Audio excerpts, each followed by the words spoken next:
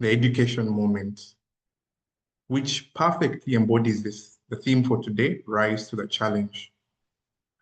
I hope you're ready for it. Now, it's going to be about speech contests and how you can prepare for them.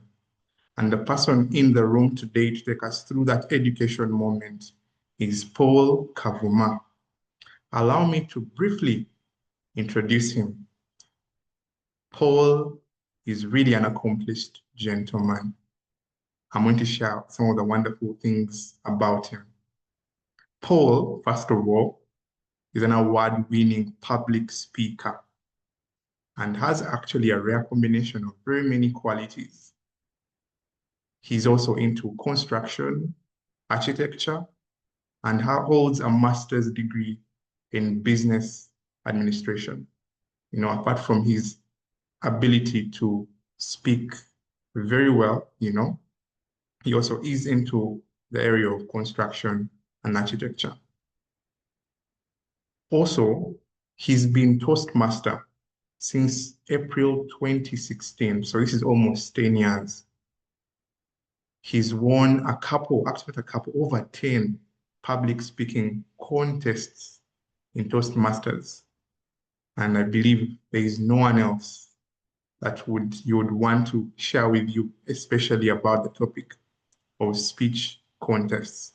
Hope that will at least increase your attention.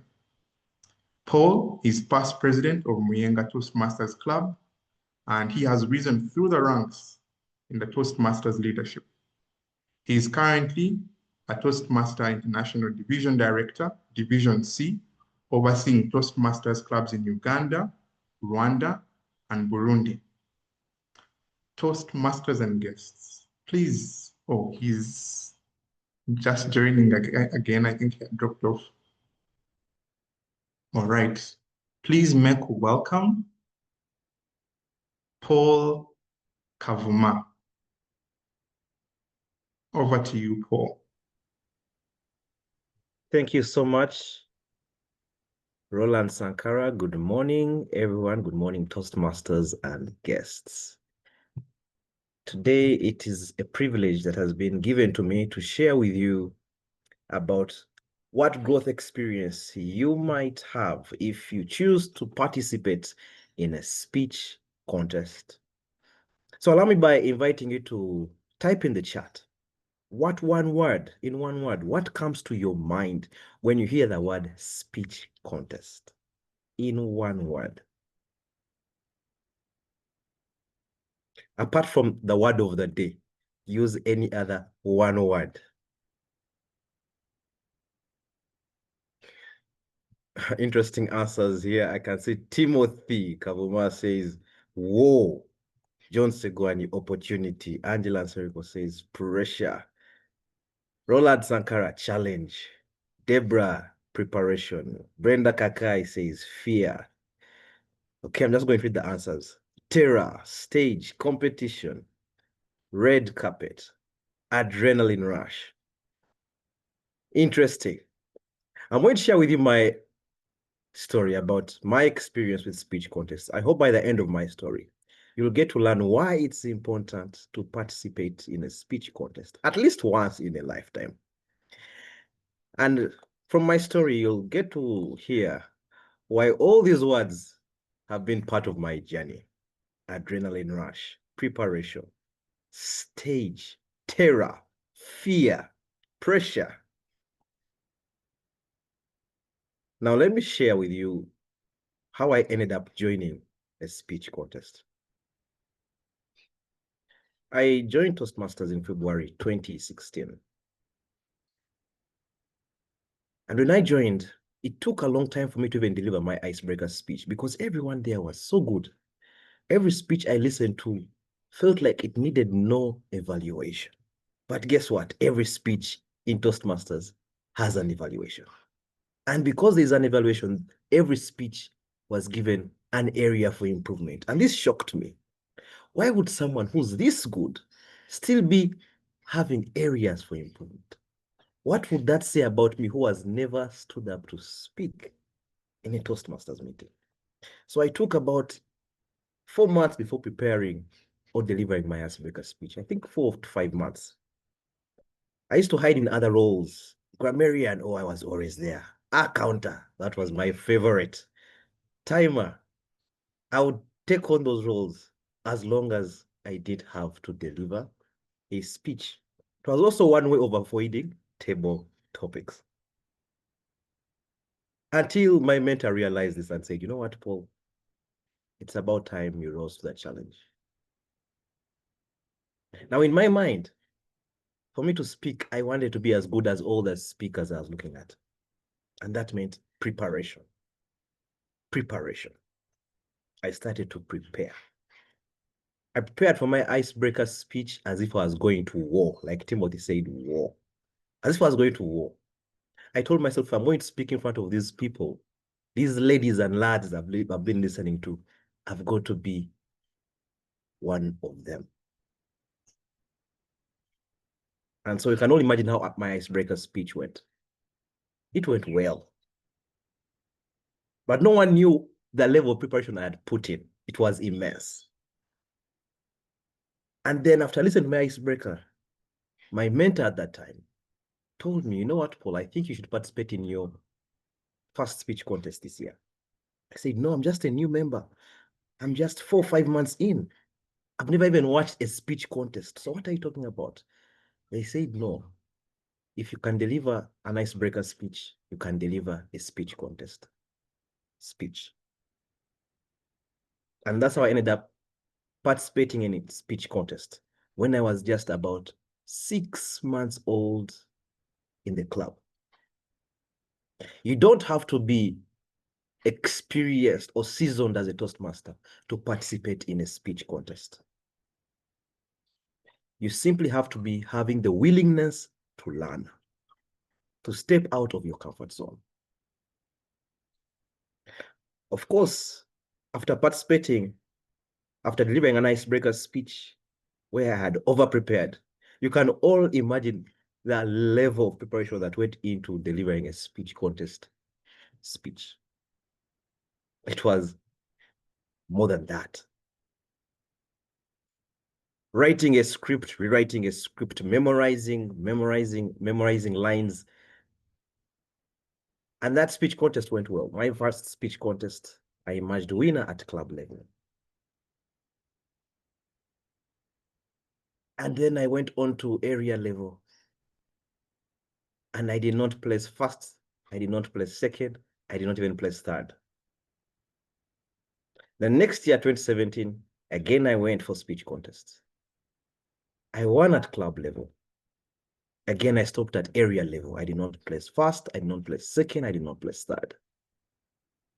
The next year, I said, let me give this Toastmaster, this speech contest thing a break.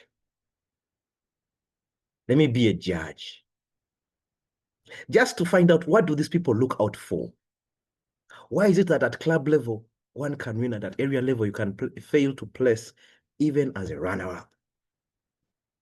What am I getting wrong? I wanted to find out what exactly I can do to become better. And that's when I came across this weird thing called the judging ballot.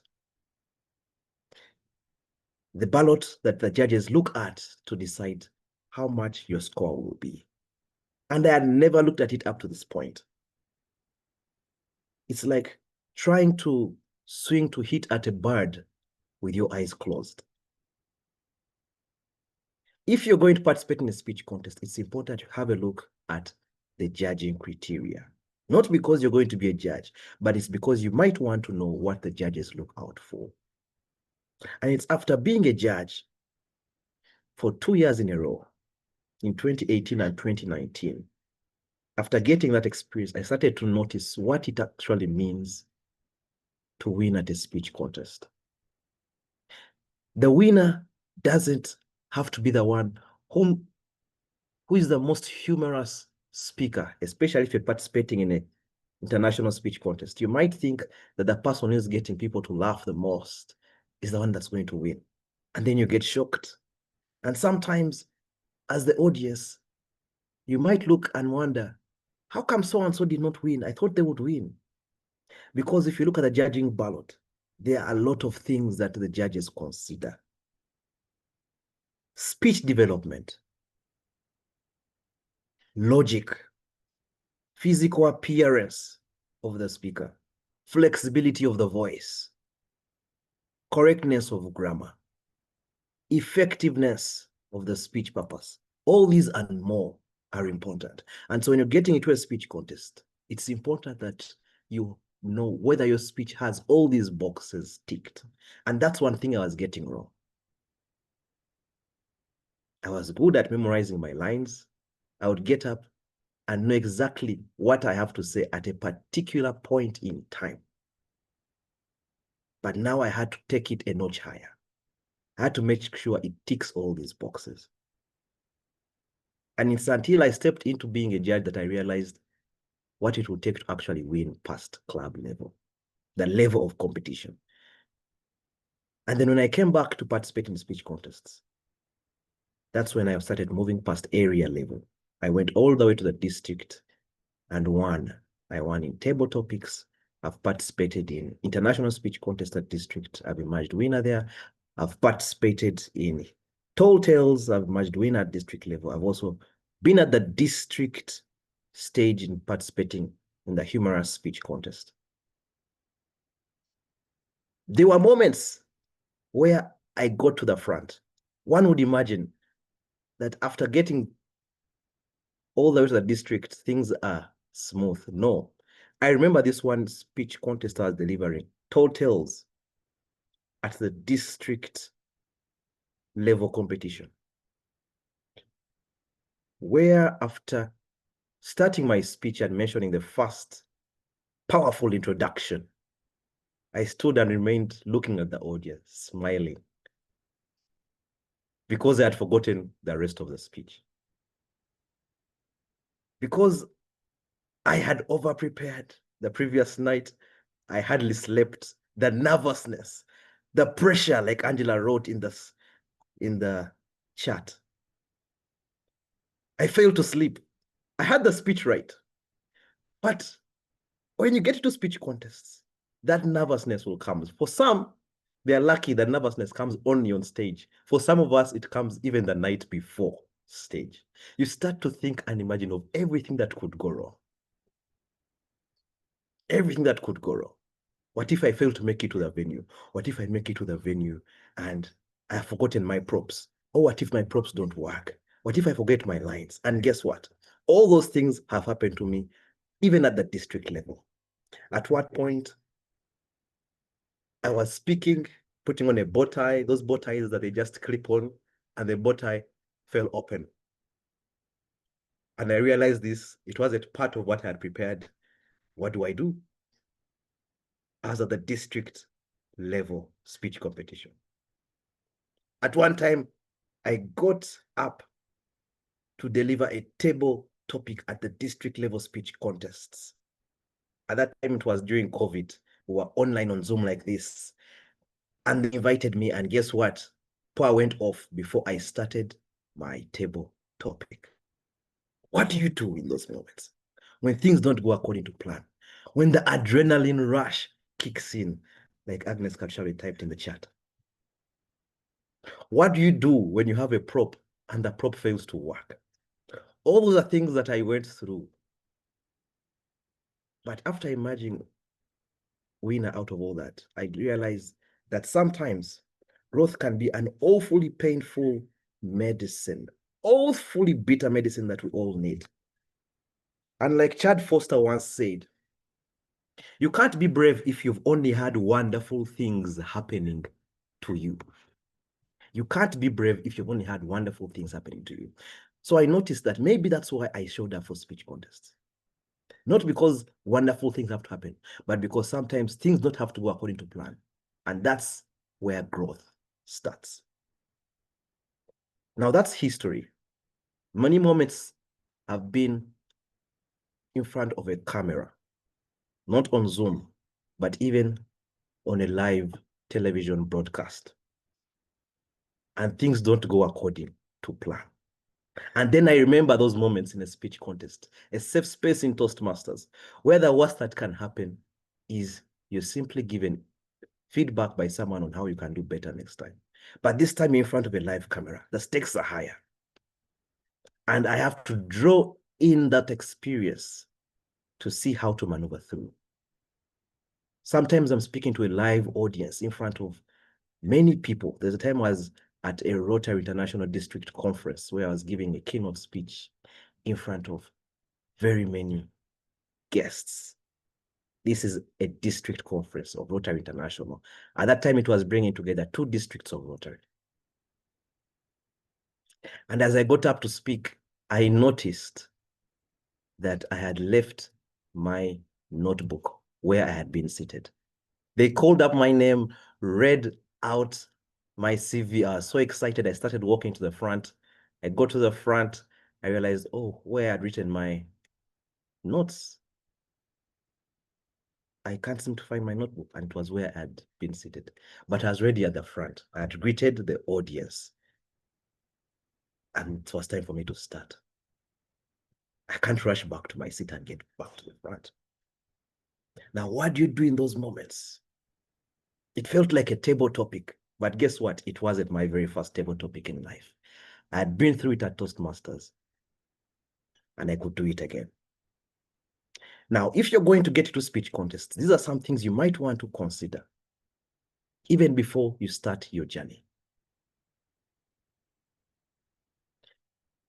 First of all, find out what would growth look like for you. What elements would you like to grow as a speaker? For me, at one point, it was smiling. I found it easy to rehearse and get my lines right. But when I got to the front, I found it difficult to smile. And more often than not, people would walk up to me after delivering a speech and they would tell me, Paul, I've noticed you rarely smile when speaking. Even when I would write in my notebook, smile at this point. You have to smile at this point. I would forget to do it. Reason, I was too nervous. For me, nerves would make me not smile, but frown. And so I started to practice how to smile. You might also get into a humorous speech contest, not because you are a humorous speaker, but simply because you want to know what it feels like when you crack a joke and no one laughs. And you have to move on as if nothing has happened. That could be an area in which you want to grow. Or maybe you're simply trying to give yourself a challenge. Like our theme today is, you simply might want to rise to the challenge. All these could be some things you might want to consider when taking on the speech contest. And if you choose to do that, I would encourage you to get a mentor or a coach. Work with a speech coach, whether you're at club level, area level, district level, or even if you make it past district level and you're presenting district at the international stage, work with a speech coach all the time. This is someone who's more experienced than you in this particular area, and there are certain things they are good at that you may not be. Secondly, start early. Start early. Don't be the kind who signs up for a speech contest because you've heard it's happening 2 weeks from now. It will show and you will not grow. And third and most importantly, focus on who you are becoming. You might not place first or second. It took me 4 years or more to get to the district level speech contests. But I was focusing on who I was becoming. How to deal with the nerves. What to say when you've forgotten your lines. How to smile when things are not working. How to remain calm even when you have no clue what you're talking about. That's what growth meant to me. Focus on who you are becoming. And that's when everything will make sense at the speech contest. I wish you the best in this year's speech contest. I hope next time someone else will be taking on the speech I'm delivering today, sharing with us their learning experience and how speech contests have helped them grow. Thank you so much. Back to you, Roland. Awesome. Thank you so much for that, Paul. Quite an amazing session on how to prepare for speech contests. and happy to hear your journey. Taking you 4 years, that's a long time, but great that you rose to the challenge and endured through it, focusing on who you are becoming. I love the quote, growth can be an awfully painful medicine that we all need. Thank you for that.